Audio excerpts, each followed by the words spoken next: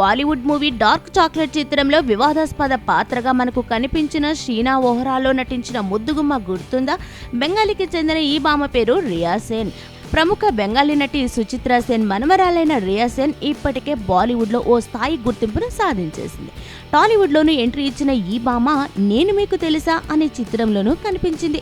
Dark chocolate చిత్రంలో వివాదాస్పద పాత్ర పోషించిన ఈ అమ్మడు తన తదుపరి చిత్రంలో మరో వివాదాస్పదమైన పాత్రలోనే నటిస్తోందట.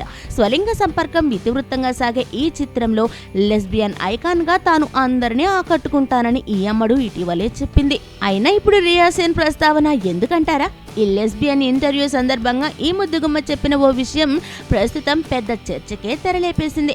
ఫ్రెండ్స్తో కలిసి సరదాగా హోటల్కి వెళ్లిన రియా ఏం కావాలి మేడం అని అడిగిన వెయిటర్కు దిమ్మ తిరిగే సమాధానం ఇచ్చిందట.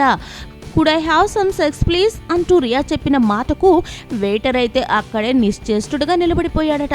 ఇక రియా వెంట వెళ్లిన వారైతే ఇదేంటి రియా ఇంత ఓపెన్ గా సెక్స్ గురించి మాట్లాడుతోంది అంటూ నోరెళ్లబెట్టారు. విషయాన్ని వెంటనే గమనించేసిన రియా తన తప్పును తెలుసుకుని సదరు మాటను వెనక్కి తీసుకుని తనకు కావలసిన ఐటెంను ఆర్డర్ చేసిందట.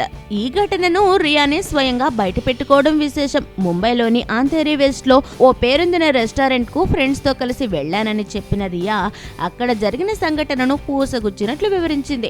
బాలీవుడ్ లో సరైన బ్రేక్ కోసం ఎదురు చూస్తున్న రియా ఈ సంఘటనను స్వయంగా వెల్లడించి మరీ పాపులారిటీ కొట్టేసే యత్నం చేసినట్లుగా సినీ జనాలు గుసగుసలాడుకుంటున్నారు.